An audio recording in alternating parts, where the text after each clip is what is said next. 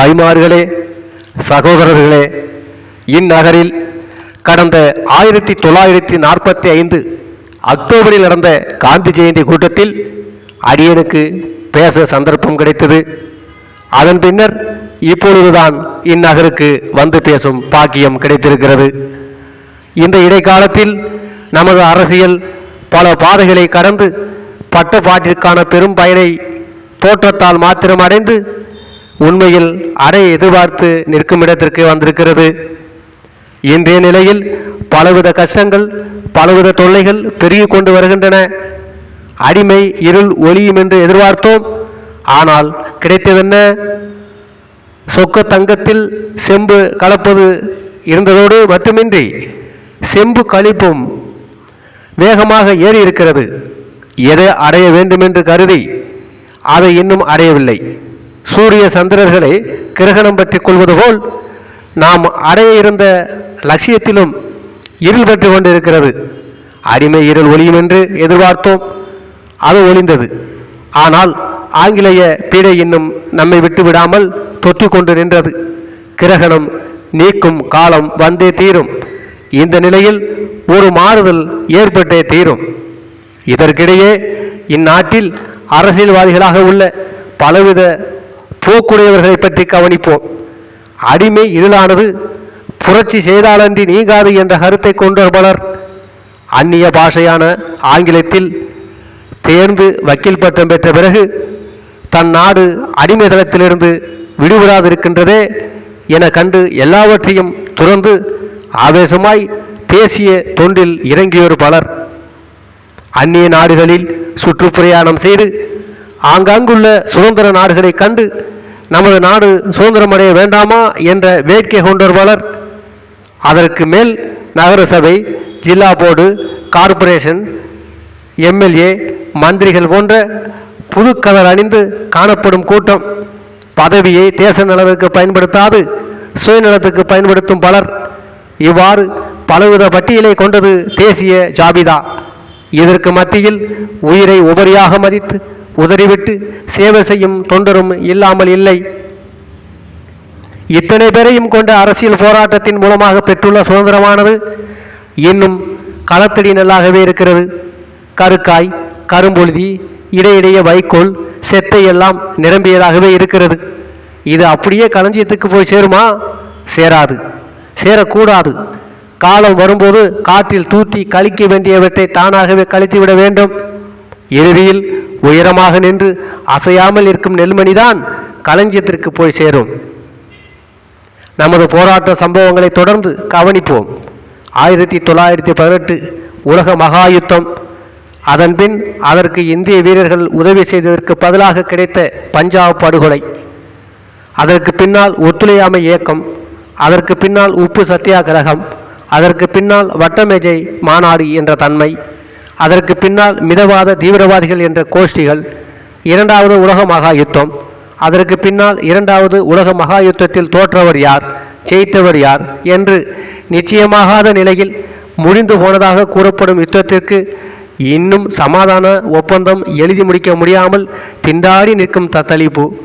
இதைத் தொடர்ந்து மற்றொரு யுத்தத்தின் தோற்றுவாய் இவ்வாறு பல மாறுதல்கள். மூன்றாவது உலக மகா யுத்தம் அவசியம் வந்தே தீரும் என்பது சாதாரண அரசியல்வாதி பொதுமக்கள் எல்லோரும் தெரிந்து கொண்டிருக்கின்றார்கள். கருமேகங்கள் சூழ்ந்துள்ள இடத்தில் மின்னல் தோண்டி கொண்டிருக்கின்றன. மின்னல்களையொட்டி மழை வராமல் ஒருவதும் போகாது. கடும் வெயில் அடித்தால் பின்னால் பெருமழை வந்தே தீரும் என்பது போல் பின்னால் வரப்போகும் சம்பவங்களுக்கு இப்பொழுதே அதன் அறிகுறிகள் காணப்படுகின்றன. இங்கு எனக்கு அளிக்கப்பட்டுள்ள வரவேற்புரையில் என்னை பற்றி மிகைபட கூறப்பட்டிருக்கிறது. அவை அனைத்திற்கும் நான் பாத்தியதாரி அல்ல என்பதை உங்களிடம் கூற விரும்புகிறேன்.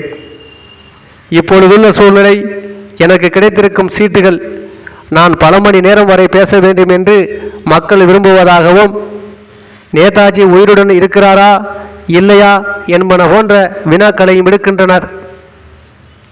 இன்றைய இந்தியாவை முதலில் கவனிப்போம். ஒரு நாட்டிற்கு இயற்கையாக மலை, வனம், சமுத்திரம் போன்ற இயற்கை அரண்கள் வேண்டியது அத்தியாவசியமாக இருந்தது. ஆனால் இந்தியாவை பொறுத்தவரை பூகோள ரீதியாக பலமற்ற அரண்களாக இருக்கின்றன. இதற்கிடையே தங்களது நிலப்பரப்பை விஸ்தரிக்க வேண்டுமென்ற இருமாப்புடன் ஆங்கிலோ அமெரிக்க கூட்டம் தீவிரமாக முயன்று வருகிறது. இவர்களின் கையிலிருந்து இந்தியாவை விடுவிக்க வேண்டும். இந்த நாட்டில் சுதந்திரம் வந்துவிட்டது என்பதற்கான மாறுதல் எதையும் காணோம். அதற்கு மாறாக வழக்கம் போல் வர்த்தகத்தில் ஈடுபட்டுள்ள ஒரு கூட்டம் மேலும் மேலும் பணத்தை பெருக்கி தொன்றியுடன் தொடர்ந்து வாழ்ந்து வரவே முனைந்து வருகிறது நிற்கிறது. அடுத்தபடியாக உத்தியோக வர்க்கத்தினரை எடுத்துக்கொண்டால் புரமோஷன் பெற வழி, மேல் வருமானம், லஞ்சம் இவைகளை விருத்தி செய்து கொள்வது எப்படி என்பதிலேயே கண்ணும் கருத்துமாக இருக்கின்றன. மாணவர்களின் நிலைமையோ தடுமாற்றமானதாக, நன்மை தீமை இவ்விரண்டிற்கும் வித்தியாசம் சரியாக தெரிந்து கொள்ளாத அளவிற்கு மீறிய குறும்புகளிலும் லாகிரி வஸ்துக்களிலும் உபயோகத்திலும் நாட்டமாய் இருந்து வருகின்றன. பள்ளிக்கூடத்தை விட்டு உயர்தர கல்வி பயில சென்றால் இடமெல்லாம் தத்தளிப்பு. இதற்கிடையே ஜாதிய வாரிய பள்ளிக்கூடங்கள், ஒரு வகுப்பினர் ஆதிக்கத்திலுள்ள உயர்தர பள்ளியில் மற்றொரு வகுப்பு மாணவருக்கு இடம் கிடைக்காத நெருக்கடி, இவ்வளவு சிரமப்பட்டு கல்வி பயின்று வெளிவர வேண்டிய கஷ்ட நிலை. இந்த சூழ்நிலையில் இளையோர் கல்வி மாத்திரம் போதாது, முதியோருக்கு ஒவ்வொரு வீடாக சென்று விளக்கை ஏற்றி வைத்து முதியோர் கல்வியை வளர்க்க வேண்டும் என்ற அரசாங்கத்தின் காகித அறிக்கைகள். இவ்வளவு கஷ்டத்துடன் படித்து வெளியே வந்தால் வேலைக்கு இடமில்லை என்று பிச்சை குரல். வியாபாரிகள் லாபத்திலே கண்ணும் கருத்துமாய் இருக்கின்றனர். வியாபாரத்தின் மீது இருள் மேகம் போல் பிளாக் மார்க்கெட் குவிந்து கொண்டிருக்கிறது. லஞ்சத்தை ஒழிப்போம், பிளாக் விடும் காகித அறிக்கைகள் பல. ஆனால் எதுவும் அவ்வாறு நடக்க முடியாத சீர்கேடான நிலைமையில் அரசாங்கத்தின் தத்தளிப்பு. இத்தனையும் நிகழும் இந்த தேசம் எத்தகைய தேசம் என்பதை கூறவும் வேண்டுமா?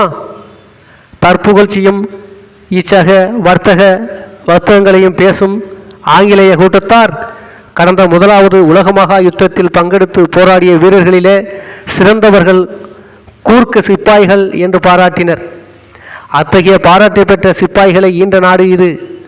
ஆங்கிலேய கல்வியை திறம்பட கற்று ஆக்ஸ்போர்டு போன்ற கல்லூரிகளில் வசதியும் அறிஞர்கள் எல்லாம் பாராட்டக்கூடிய அளவில் ஆங்கில மொழியில் கவிதை ஏற்றி பரிசும் புகழும் பெற்ற ரவீந்திரநாத் தாகூர் போன்ற கலை வல்லுநர்களை ஈன்ற நாடு இது. ரசாயன சாஸ்திரத்திலே திறமை பெற்று மனிதர், பிராணிகள் இவற்றுக்கு இருப்பது போல் தாவர வர்க்கத்துக்கும் உயிர் இருக்கிறது என்பதை ஆராய்ச்சி மூலம் உலகுக்கு எடுத்துக்காட்டிய ஜெகதீஷ் சந்திர போஸ் போன்றவர்கள் விற்பனர்கள் பெற்ற தேசம் இது. 1893 அமெரிக்காவிற்கு சென்று அந்நாட்டவரிடம், நீங்கள் கம்பி மூலம் செய்தியை ஓரிடத்திலிருந்து மற்றொரு இடத்துக்கு அனுப்பும் விதத்தைத்தான் கண்டுபிடித்திருக்கிறீர்கள். ஆனால் எங்கள் நாட்டு மகான்கள் கம்பி இல்லாமல் விஞ்ஞானத்திற்கு மேம்பட்ட மெஞ்ஞான ரீதியில் செய்திகளை மக்களுக்கு அனுப்பும் விதத்தை கண்டுபிடித்திருக்கிறார்கள் என்று தத்துவ ஞானம் பேசி சிறப்புடைய செய்த விவேகானந்தரை ஈன்ற நாடு.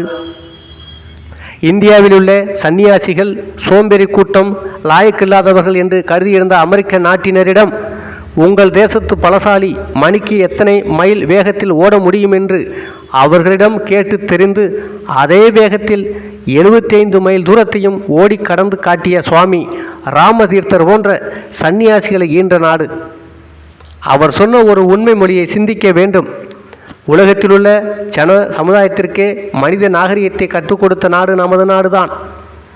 இங்கிருந்து தான் மனித நாகரிகம் காலப்போக்கில் மேற்கு திசை நோக்கி பாரசீகத்திற்கும், பின்னர் Greece, Italy, Germany, France, England, Spain, அங்கிருந்து அமெரிக்காவின் மேற்கு பகுதி, பிறகு தென்பகுதி, பிறகு அட்லாண்டிக் கடலின் ஓரமான பிரதேசம் வரையிலும், அதோடு மட்டுமின்றி பூகோள வடிவில் அதை தொடர்ந்து அமைந்துள்ள பசிபிக் கடலின் மத்தியில் தீவுகளாக உள்ள ஜப்பானிய நாட்டிற்கும் சென்றது. அங்கிருந்து அது மெதுவாகத்தான் முதலில் எந்த இடத்தை விட்டு கிளம்பியதோ அந்த இடத்தை, அதாவது இந்தியாவை நோக்கி வந்து கொண்டு இருக்கிறது என்று பெருமையுடைய பேசிய ராமதீர்த்தாவை ஈன்ற நாடு இது. சுவாமி ராமதீர்த்தர் போன்றவர்கள் வெறும் அகிம்சையை மாத்திரம் பேசும் கோழைகள் அல்லர். அவர்கள் நீர்பூத்த நெருப்பை போல் பலமான சக்தியை தங்களுக்குள் அடக்கி வைத்திருந்தார்கள். திருக்குறளை எடுத்துக்கொள்வோம். அகிம்சையை பற்றி புகழ்ந்து கூறுகளை, இன்னா செய்தாரே ஒருத்த லவனான நன்மையன் செய்துவிடல் என்று விளக்குகிறது. அதோடு நின்று விடாமல் தொடர்ந்து திருக்குறள் ஏடுகளை புரட்டி அரசு என்னும் அத்தியாயத்திற்கு வந்தால் அங்கு கொலையில் கொடியாரை வேந்தொருத்தல் பைங்கூழ்களை கட்டதனோடு நேர் என்று உழவன் பயிரிடையே தோன்றும் கலையை களைவது போல் அரசன் கொடியோரை ஒழித்து நல்லோரை காப்பாற்ற வேண்டும் என்று கூறியிருப்பதை காணலாம். இன்னும் புறாவுக்காக தன் உடலிலுள்ள தசையை அறிந்து பருந்துக்கு உண்ண கொடுத்த சிபி சக்கரவர்த்தியை ஈண்ட நாடு என்று கூறுகிறோம். சிபி சக்கரவர்த்தி புறாவுக்காக அரண்மனையில் இருக்கும் பொழுதா தசையை அறிந்து கொடுத்தார்? இல்லை, வேட்டைக்கு சென்று திரும்புகையில் தான் அவ்வாறு செய்தார். புறாவை காப்பாற்றுவதற்கு தசையை அறிந்து கொடுக்கும் அத்தகைய அகிம்சாவதி வேட்டைக்கு செல்வானா? அந்த இடம்தான் யோசிக்க வேண்டிய இடம். ஆதரிக்க வேண்டியவற்றை ஆதரிக்க வேண்டும். கொடிய குற்றம் புரிவரை ஒழித்து கட்ட வேண்டும். வன விலங்குகளான புலி, சிங்கம், கரடி, சென்னாய் போன்ற மிருகங்கள் பயிரையும் மக்களையும் பால்படுத்தி விடாமல் அவைகளை வேட்டையாடி காப்பாற்ற வேண்டியது அரசியலின் கடமையாகும் என்று தெரிந்து தெளித்து ஆட்சி நடத்திய நாடு இந்த நாடு. அகிம்சை அகிம்சை என்று அதை அரசியலில் புகுத்தி கோழைகளாக அக்காலத்தில் யாரும் ஆட்சி புரியவில்லை. பகவத்கீதை போன்ற யுத்த தர்மத்தை விளக்கும் நூல்களின்படி நமது அரசர்கள் ஆண்ட நாடு இது. இன்னும் புத்தகம் எழுதும் திறமையை எடுத்துக்கொண்டாலே விக்டோரியா ராணி ஆட்சி காலத்தில் இங்கிலாந்திலே ஆங்கில மொழி வல்லுநரான புரொஃபஸர் மார்க்ஸ் முல்லர் இந்திய தாயின் புதல்வரான லோகமானிய பால கங்காதர திலகர் எழுதிய புத்தகத்தை பெரிதும் பாராட்டி விக்டோரியா ராணியிடம் விரைந்து சென்று இத்தகைய அரிய புத்தகத்தை எழுதிய அறிஞன் உன் ஆட்சியில் சிறைச்சாலையில் இருக்கின்றான் என்று கூறியதும் விக்டோரியா ராணி உடனே அவரை விடுதலை செய்க என்று உத்தரவிட்ட பெருமைக்கு பாத்திரமான திலக் போன்றோரை ஈன்ற நாடு இது. இன்னும் சட்ட நுட்பங்களிலே சட்டங்கள் வகுப்பதிலே திறமை பெற்று ஆங்கிலேய அறிஞர்கள் வகுத்த சட்டங்களை பஞ்சு போல் பறக்க அடித்து சட்டம் வகுக்கும் திறமையில் தலைசிறந்து விளங்கிய விட்டல்பாய் பட்டேல், CR தாஸ் என்னும் அறிஞர்களை ஈன்றும் நாடும் இது. இன்னும் உப்பு சத்தியாகிரக காலத்திலே கடுமையான சட்டங்களும் 144 போன்ற அடக்குமுறை ஆயுதங்களும் தாராளமாக கடைபிடிக்கப்பட்ட காலத்திலே இந்தியா வெங்குமுள்ள மக்களை திரட்டி அரசாங்கத்தின் அந்த கொடிய சட்டங்களையும் மீறி கடமை செய்யும்படி ஊக்கமளித்து அந்த போராட்டத்தின் பயனாக காந்தி இர்வின் ஒப்பந்தத்தை கொண்டு வந்த காந்தியையும் ஈன்ற நாடு இதுதான். ஆனால் இத்தனை சிறப்பிருந்தும் இங்கிலாந்து கூட்டத்தார் ஏன் நம்மை இன்னும் ஏமாற்ற முயன்று கொண்டிருக்கின்றனர்? அதுதான் ஒரு முக்கியமான கேள்வியாகும். மேல்நாட்டாரின் அரசியல் தந்திரங்களிலே முக்கியமானது 2 பெரிய எதிர்ப்பு சக்திகள் போராட்டத்தில் ஈடுபட்டிருக்கும் காலத்தில் ஒவ்வொரு சக்தியும் தனக்கு ஆதரவு தேடும் பொழுது உனக்கு எதிரி என்னுடைய தற்காலிக சிநேகிதன் என்ற தந்திரமான முறையை கடைபிடிப்பதாகும். இந்த முறையில் இந்தியாவுக்குள்ளே ICS என்ற வர்க்கத்தை சிருஷ்டித்து இராணுவத்தையும் தன் போர்க்கு படி மாற்றிக்கொண்டு ஒருபுறம் ICS கூட்டத்தையும் மற்றொரு புறத்தில் இராணுவத்தையும் வைத்துக்கொண்டு தன்னையே அடக்க யானை அங்குசத்தை எடுத்து பாகனிடம் கொடுப்பது போல் கொடுக்கும்படி செய்யும் வேலை அவர்களுக்கு நன்கு தெரியும். ஆனால் இந்த தந்திரம் அந்த காலத்தில் பலனளித்தது. இப்பொழுது அவ்வளவு பலனளிக்காது. இராணுவ துரோகம் செய்தாகிலும் தேசத்தை காப்பாற்றுவோம் என்ற உணர்ச்சி பொங்கி எழுந்து பயனளித்த காலம் இது. இதை கண்டு அக்கூட்டத்தார் குட்டையை எவ்வளவு தூரம் கலக்கிறோமோ அவ்வளவுக்கு தனக்கு நல்லது என்று கண்டு இந்தியாவிலே குழப்பத்தை உண்டாக்கி உலகிற்குள் கிழக்கு மேற்கு என்ற பிரிவை உண்டு பண்ணி இந்த நாட்டின் பேரில் இரக்கம் காட்டுவதுபோல் நீலிக்கண்ணீர் வடித்து காலி சட்டியையும் கொடுக்க மனமில்லாமல் அதை உடைத்து ஒட்டஞ்சல்லியாக இங்கொரு இந்தியாவையும் அங்கொரு பாகிஸ்தானையும் கொடுத்திருக்கின்றனர். கொடுத்ததுடன் ஒரு புறத்தில் பொருளாதார சீர்கேட்டை பெரிதும் அடைந்துள்ள பகுதியை உண்டாக்கி நமது முசல்மான் தோழர்கள் பொருளாதாரத்தை எதிர்பார்த்து எப்பொழுதுமே தன்னுடைய காலடியில் கிடக்குமாறு சதி செய்திருக்கின்றனர். இதோடு இந்த தேசத்துண்டு விநியோக பணியிலே ஏற்பட்ட 2 பகுதிகளுக்கும் ஒன்றுக்கு கூட மழையோ கடலோர பாதுகாப்பு இல்லாதவாறு சூழ்ச்சி செய்து விட்டிருக்கின்றனர். பஞ்சாப், வங்காளம் இவைகளில் நடந்துள்ள அக்கிரம செயல்களை கவனித்தால் இந்த தேசத்தை பகிர்ந்து கொடுத்தது நீதியோடு செய்ததா என்பது நன்கு விளங்கும். இனி நாம் நமது நாட்டின் இன்றைய நிலை என்ன என்பதை பற்றி சிறிது கவனிப்போம். சுதந்திர இந்தியா வந்துவிட்டதாக தகவல்கள் பத்திரிகைகள் மூலமாக படாடோபமாக கொண்டாடப்பட்டன. ஆங்காங்கு கொடிகள் ஏற்றி வைக்கப்பட்டன. மக்கள் ஆரவாரம் செய்து மகிழ்ந்தனர்.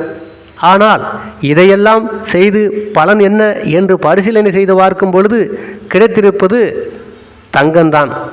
நிறத்திலும் மஞ்சள்தான், சந்தேகமில்லை. எடையும் கனமாகவே இருக்கிறது. ஆனால் தங்கத்துக்கு உரிய மாற்றில்தான் கோளாறு காணப்படுகிறது என்ற முடிவுக்கு வந்து சேர நேரிடுகிறது. இந்த மாற்றில் ஏற்பட்ட சூசகம் என்ன? சுதந்திரம் வந்துவிட்டது என்று சொன்னால் நீடித்து இந்நாட்டில் இருந்து வரும் தரித்திரம் விலகாமல் இருப்பது ஏன்?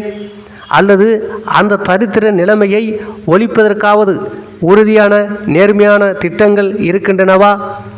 சுதந்திரம் அடைந்த நாடுகளில் நடக்கும் காரியங்கள் ஏதாவது இந்நாட்டில் நடக்கிறதா? சுதந்திரம் அடைந்த நாடுகள் என்று விளங்கும் நாடுகளிலேயே நடக்கும் இராணுவ பயிற்சியும் ஆயுத பயிற்சியும் இந்த நாட்டில் நம் மாணவர்களுக்கு அளிக்கப்படுகின்றதா? சுதந்திரம் அடைந்த வெளிநாடுகளிலே ஒரு பள்ளிக்கூடத்தில் 1000 மாணவர்கள் கல்வி பயின்றால் பள்ளிக்கூடத்தின் மூலையில் 1000 துப்பாக்கிகள் கொண்ட ஆயுதச்சாலை ஒன்றிருக்கும். சாயந்தர நேரத்தில் டாக்டரால் பயிற்சிக்கு அருகதையற்றவர் என்று ஒதுக்கப்படும் மாணவர்கள் நீங்களாக மற்ற மாணவர்களுக்கு இராணுவ பயிற்சி அளித்து அந்த துப்பாக்கிகளை ஓவைக்கும் விதத்தையும் கற்றுக் கொடுத்து பின்னர் ஆயுதங்களை வைத்து ஆயுத சாலையை பூட்டி அதன் சாவியை பள்ளி தலைமை ஆசிரியர் வைத்திருப்பார். 3 அல்லது 6 மாதங்களுக்கு ஒரு முறை ரிசர்வ் படையினரை பள்ளிக்கூடத்துக்கு கொண்டு வந்து அவர்களை கொண்டு மாணவர்களுக்கு மார்ச் பண்ணும் விதத்தையும் போலி ரவைகளை கொண்டு துப்பாக்கியில் சுடும் விதத்தையும் கற்றுக் கொடுத்து நாளடைவில் உண்மையான ரவைகள் உபயோகிக்கவும் மாணவர்களையே இரு சாரராக பிரித்து ஒரு சாரரை மற்றொருவர் தாக்க வருவது போன்ற போலி யுத்தங்களை சிருஷ்டித்து பயிற்சி அளிப்பது வழக்கம். இந்த முறையை தன்னாட்டு வாலிபர்களுக்கு செய்து கொடுக்காமல் இந்தியா தவிர சுதந்திரம் பெற்ற வேறு எந்த நாடும் வாழாவிருக்கவில்லை. இந்தியா இவ்வாறு வாழாவிருப்பதன் மர்மம் என்ன? இவ்வாறு இருப்பதன் அகிம்சையா? இது அகிம்சை என்றால் இப்போது நமது போலீஸ் ஸ்டேஷன்களில் உள்ள ஓட்டை உடசல் துப்பாக்கிகளையும் லத்தி கம்புகளையும் சேமித்து வைத்துவிட்டு போலீஸ்காரர்கள் ஒருவரை ஒருவர் கையிலும் குரான் ஒன்றையும் பகவத்கீதை ஒன்றையும் கொடுத்து பொதுமக்களே அகிம்சை வழியில் நடங்கள், தப்பு தண்டா செய்யாதீர்கள் என்று உபதேசம் செய்ய சொல்லலாமே. இப்படி 2 முறை நாளுக்கு செய்தால் அகிம்சையின் பெருமை தெரியாமலே போய்விடப் போகிறது. அகிம்சை முறையை அப்படியே பின்பற்றும் சர்க்காருக்கு ஹைதராபாத்தை எதிர்க்க டாங்கிகள் எதற்கு? காஷ்மீர் போருக்கு விமானங்கள் போதவில்லை என்ற ஓலம் ஏன்? ஆங்கில சேனாதிபதி அத்தனை பேருக்கும் இந்திய சேனையும் அங்கமும் எதற்கு? கரியப்பா முதலாவது இந்தியராக நமது இந்திய சேனை முழுவதற்கும் தளபதியாய் பதவியேற்றார் என்றும் அதே சமயத்தில் 56 ஆங்கில சேனாதிபதிகள் இந்திய இராணுவத்தில் அங்கம் வைப்பதற்காக லண்டனிலிருந்து இந்தியாவில் இறக்குமதி செய்யப்பட்டிருக்கின்றனர் என்றும் முன்னுக்கு பின் முரணான சம்பவங்கள் பத்திரிகையில் வெளியாவது ஏன்? இந்த மர்மம்தான் என்ன? இந்திய மக்களே நமக்கு பூரண சுதந்திரம் வந்துவிட்டது என்று தலைவர்கள் ஒருமுகமாக களிப்புடன் நாட்டு மக்களுக்கு செய்தி விடுக்கின்றது ஒருபுறம். அதே சமயத்தில் கனம் ராஜாஜியை கவர்னர் ஜெனரலாக மன்னர்பிரான் அங்கீகரித்தார் என்ற செய்தியும் வருகிறது. சுதந்திரம் அடைந்த நாட்டுக்கு மன்னர்பிரான் அனுமதி எதற்கு என்று கேட்டால் பதில் இல்லை. அப்படி என்ன நமது தலைவர்கள் படியாதவர்களா? குடியேற்ற நாட்டு அந்தஸ்தை தான் பெற்றிருக்கிறோம் என்று ஒப்புக்கொண்டால் பாபமா? அல்லது பூரண சுதந்திரத்தின் நுணுக்கம்தான் தெரியாதா? இந்த இடம் வரும்போதுதான் யாருக்கும் சந்தேகம் ஏற்பட்டு விடுகிறது. ஆங்கிலேயர்களின் பழைய பட்டியலை புரட்டி பார்த்தால் வஞ்சகத்தின் சிகரம் அவர்களிடமிடத்திலும் அவர்கள் தலைநகரத்திலும் தான் இருக்கிறது என்பது நன்கு விளங்கும். வர்த்தக பெருக்கை உண்டு பண்ணி கொண்டு மக்கள் கூட்டத்தை வியாபார கட்டுப்பாடு என்னும் தலைக்கு பிணைத்து தன்னுடைய ஏதேச்ச அதிகார ஆசையை நிறைவேற்றிக் கொள்ள நடத்தும் போராட்டங்களிலேயே சம்பந்தமில்லாத மக்களை ஒருவரோடு ஒருவர் போராடும்படி மோத விடுவதுதான் இருமாப்பு படைத்த இங்கிலாந்து கூட்டத்தாரின் தலை சிறந்த வேலை.